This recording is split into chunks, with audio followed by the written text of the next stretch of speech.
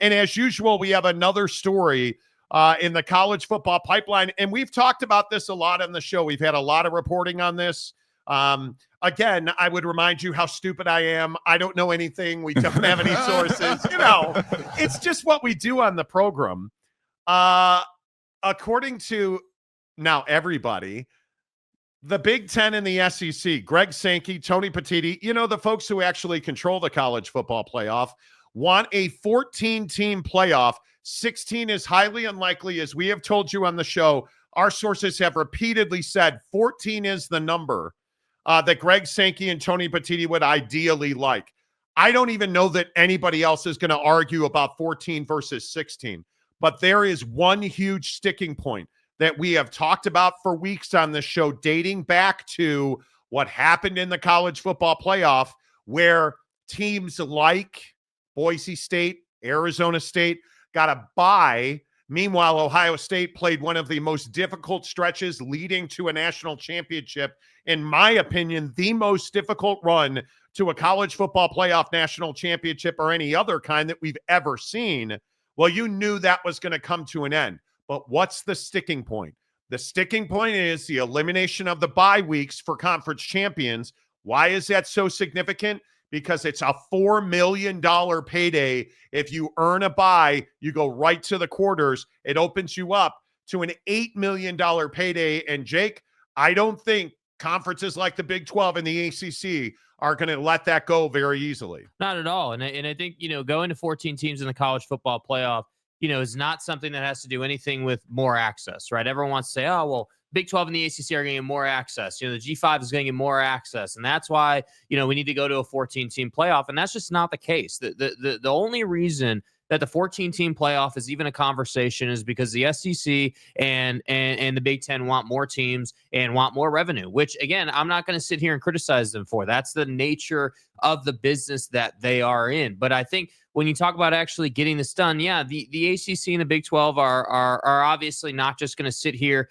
on the sideline and put up no fight and not get involved in this conversation and at least get something out of it. I think the trouble that these two conferences are going to have is, quite frankly, they just haven't been, super relevant or nearly as relevant as the SEC and the Big Ten have been in the college football playoff. Now, obviously, this year, the ACC had a little bit better of a year, right? You obviously had a little bit more representation than usual, but the fact that SMU was your representation for the most part is just not a great look. And so I sit here time and time again when we do the show, and I sit here and tell you guys the same thing over and over and over again. It is the SEC and it is the Big Ten controlling the conversation. And whether you like it or not, these two are going to make the final decision. And ultimately, whether Greg Sankey wants to say it or not, he's got a job to do, which is he needs to continue to push these two conferences forward, continue to keep them in the driver's seat, and continue to sort of, nudge the sport towards, inevitably going to the Super League that we've talked so much about. Because think about this. You get the 14-team playoff. You get this taken care of. These two conferences are going to dominate financially. Guys, we're one step forward. We're one step closer, man. Jake just said nudge towards the Super League. Yeah, I don't think anybody's getting nudged. I think they're getting yanked along with a flatbed tow truck. Are we clear on that? Is the way. So nudge is probably not the word that I would use, and we'll talk about that in a minute. We have some updates for you on the Super League story, but I think you're exactly right. Like, I think you're playing right now in the Big Ten and the SEC swimming pool. And what you don't understand is you're in there with a bunch of gators and sharks. And at this point, you got to fight for your lives. My opinion on this is unchanged. If you are the Big 12 and the ACC, fight like it is the last day you're going to be alive to keep bye weeks for conference champions. It's the only guarantee that the Big 12 and the ACC, who should get multiple teams into the college football playoff if we go to 14, that's the only guarantee you have to get a payday. And I think when you look at this league, and I know you're tired of hearing me say this, but I'm going to say it again, you've got to raise the bar in this Big 12, in this ACC when it comes to college football. You can no longer have BYU and Colorado getting left on the side of the road, not getting in, for Arizona to get a bye week and lose that game, targeting or not. Excuse me very much. targeting or not, you can't have them losing that game, right? Like that was a costly loss for the Big 12, who is far behind the other 3 power conferences in revenue. Like that is, and if you think about the money that we're talking about, that's a lot of money you lost right there. And I just can't even imagine it. And look at the start that we get with Calford gifting 20 Monty Show memberships. Let's go. Calford, hey, nice work, bro. Later in the day, Calford still shows up. And no, Darth Sankey did not approve. Bro just rolled out Darth Sankey. Did not am your father. He did not approve the time change. Rock and Rant, if they aren't taking comments, it's not live, even if it shows live. You guys, the way you know our show is live is the title here on YouTube. The title on YouTube does not say replay. If it says replay, that is a live stream replay. Wow. We are live. Yeah. Wow. Rock and Rant. You take that back, sir. Yeah. You take that back. You better check yourself, bro. But my point in all of this with the 14 teams, our sources have told us for several weeks, it's 14. Mm-hmm. The SEC and the Big Ten want 14. And the terrifying part of that is they each want 4 automatic qualifiers. And if you do some quick math on that, 4 and 4 is 8. Then you get 2 each in the Big 12 and the ACC. That gets you to 10 and then 12. You get 1 spot for the G5. That's 13. And then there's an at-large spot, which is 14. And that's where I look at somebody like, I don't know, Notre Dame. Because Notre Dame's getting in.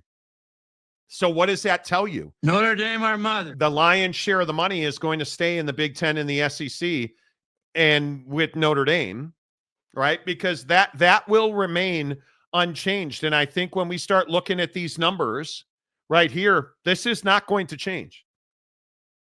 I don't see any way, shape, or form that this right here changes. That all of a sudden the Big 12 and the ACC are going to make more money. I don't know how that happens. Yeah, I mean, the only way it happens is if they produce better football product. That's it. And they keep the bye weeks. Yeah. Because that guarantees you at least one spot. And if there are, how many buys would you have at that point? I don't know. Yeah, I also think when we talk about bye weeks, it needs to be said that going to 14 teams, 14 team playoff structure also changes how long you're running the college football playoff, obviously. So it's going to affect scheduling quite a bit. And so I think when people are asking, hey, well, why is it not going to 16? Well, because I just don't know that college football can handle a 16 team college football playoff scheduling wise. You already look at, the dead period between, that final week and then the national championship game. And then we have another dead period from the national championship game into Super Bowl. Like, I think that this past season, we kind of saw the awkwardness of that. And I haven't even brought up the absolute dumpster fire that is having a transfer portal window in December. And so I think when you talk about the college football playoff, it's not just that the SEC and the Big Ten want to make more money, or I should say it's not just that they're going to make more money. It's more about like logistics and planning and what's best for TV partners. Excuse me, stop the show. What's happened? There is a Pier 6 brawl in the gifting department. What in the hell is going on? So Calford gave 20. TJ Beck, the Flying Oregonian. That's your new name because now I'm stuck on how scared I am to fly. Gave 50 Monty Show memberships, which of course meant that Calford and his calimony gave 50 more Monty Show membership. So of course the Flying Oregonian gave 50 more Monty Show memberships. You guys, if you're watching on Twitter, you don't have a membership at this point, I don't know what you're that's doing, a you bro. Problem. Like, if you don't have honestly, a membership at this point, come on now. And I look at this. Ben Novak, Suck It Up Ben. Buttercut, Andrew Bennett, Gabriel, Eric, Chrissy Huey. You're all getting a hookup. Luis Oliviero, Neilio, Michael Peck. Let's go. Pick them up, baby. Let's go. We appreciate that very much, you guys. That really hit the like button. If you're watching on Twitter, we're about 500 viewers right now. If you're watching on Twitter, come over to YouTube and pick up some of the free Monty Show memberships. When you're a member of the show, it's $1.99 a month. And so what happens is all your comments get highlighted on our shows. Generally, we're going to read member comments first. Man, look at you guys go. Mike Smith says you have to, okay, wait, what now? You have to allow, you have to have it set up to allow gifts. Oh, to accept a gift. Yes, that's it. Did you get 50 more? Bruh.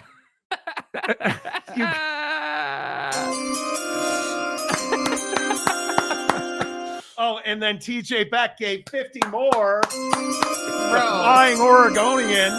I like you guys keep fighting it out. We're happy. We're here for it. We're here for it in the background. You guys amazing. I mean, that must be 200 each. Is that not, or like 100 each? Yeah, that's wild. It is absolutely it's absolutely several hundred. So we appreciate that very much. Thank you guys. So pick them up.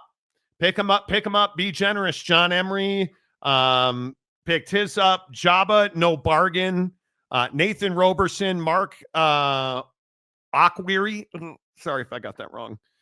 Mark Ruckert. Mark Ruckert, where have you been?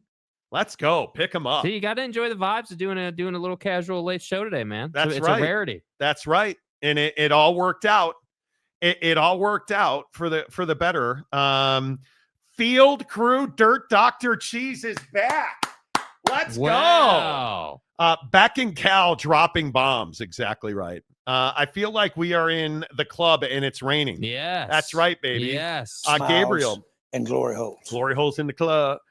It's not club, it's club, by the way. 270 gifts in total. What legends. Dude, you guys are that's amazing. Ridiculous, bro. You guys are amazing. Dev MC, good to see you. Mike Smith, 270 so far. Yes. Clyde says, I need a gift. You're very gifted. Whoa. Phenomenal Hebrew. Yo, can I get gifted one or do y'all hate me? I don't hate you, man. There's no hate. I missed the dreadlocks, though. You changed your, you got Marvin the Martian there. You know, GBR says I must be YouTube stupid.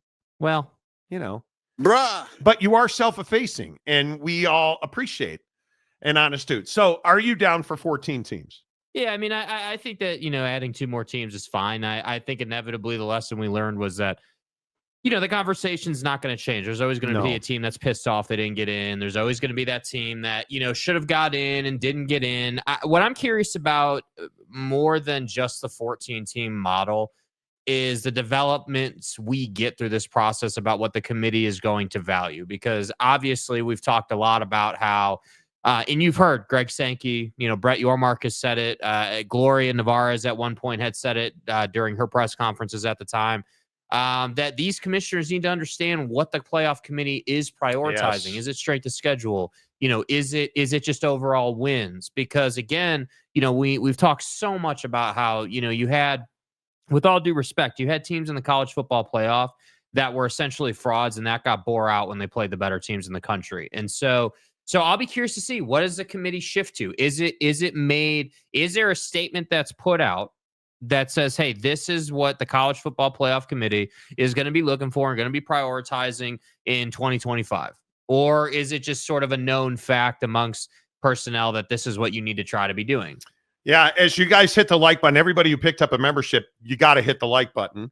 I think it is what we're going to be doing, because I also look at the story that we've been talking about and working on with this Super League, and I was really surprised by the reaction to the Super League story and the fact that so many people were so negative, saying that if there is in fact a Super League coming in the next several years, that they will not watch college football anymore.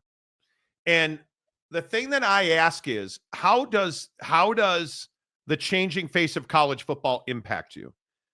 I'm going to watch Notre Dame football, and I don't care what league they're in. I'm all about Notre Dame football. It is my DNA. I love it. I'm not any less passionate, as you found out during the college football playoff, and we all now know that truly Riley Leonard sucks, just like his mom said. Exactly. I love Notre Dame, but I love big football games. I love Ohio State, Michigan, BYU and Utah, USC and Notre Dame. Like, I love Notre Dame and Michigan. I want those big games. The Super League delivers that. And I personally, one of the things that I think is so interesting is so many people being hung up on this idea that kids should profit or that kids should be making money, making millions of dollars. And I was really surprised with this story how many people brought up Cooper Flagg's name in a football conversation about how Cooper Flagg is not going to go to the NBA next year. He's going to go. But that potentially he would come back to Duke because Duke is Duke and he's making a crap ton of money. Why do we hate that for these kids? I'm stuck in this spot where I don't really understand why we have an axe to grind or why we were upset that young people are profiting on their name, image, and likeness. And really, if we're being honest, their athletic ability. Why do we hate that so much? I won't ever understand why in a country where we are supposedly built on wealth and opportunity, that when somebody realizes wealth through opportunity, we get all pissed off about it. I think if I were an 18-year-old kid and I had the ability to play football, basketball, whatever, and you were going to pay me millions of dollars, if you're Shedeur Sanders and you're driving around in a Lambo, if you're Carson Beck and your Ferrari's getting stolen, hey, why do we care? I don't care. I'm not upset you had a Ferrari or a Lambo. I'm not upset you're stupid and it got stolen. That's on you, dude. Why do I care that Cooper Flagg in the comment section on my TikTok, if you go read the comments on my TikTok, there must be a dozen 20-something comments about how he's got a shoe deal and he's arrogant and he's why? Why does it mean that because New Balance saw a business opportunity in Cooper Flagg that he's arrogant and entitled? Is that a real question? Like I don't understand that at all. My friends, hear me. If you are rich and you are wealthy and you didn't murder somebody to get it, I'm proud of you. I'm happy for you, now, man. you need to keep donating 50 memberships at a time. Damn but, right. But we're not going to hate on you for being rich. You know? Yeah. You know, if you want to give us the calimony, that's amazing. I want more. Right? Like, yeah, Georgia SRT getting sponsorship deals. In yeah, with seatbelt companies. And apparently with beer companies to go with that SRT. But you know, I'm not saying it makes you a responsible person, Mike Smith. I'm certainly not saying that. But what I'm saying is I'm not going to hate on a kid because he's got the opportunity to make money. And I don't understand why so many people are like, well, Monty, first of all, what's the rule on this show? No, well, Monty's. Well, Monty, they're getting an education. Isn't that enough? No, it's not enough. Because if it was, we wouldn't be here. And again, you're making the assumption that dude is going to Duke for the education. I got news for you. He's not going to Duke for the education. No. That might be a nice secondary thing 20 years from now. He's going to Duke to be a one and done, a flash in the pan, have a huge year, posterize dudes on ESPN, and then go to the league. Like, No, this well, is don't not forget hard the to sex understand. part. Yeah, like this is not hard to understand. Too much. You know, Probably he's going to too let much. his blue devil out. We get it. Hey, now. Probably too much. But I think it is. I just thought it was interesting. And if you're just tuning into the show, yesterday we had an exclusive that has clearly gone viral, that the Big Ten and the SEC have had discussions about forming a super league.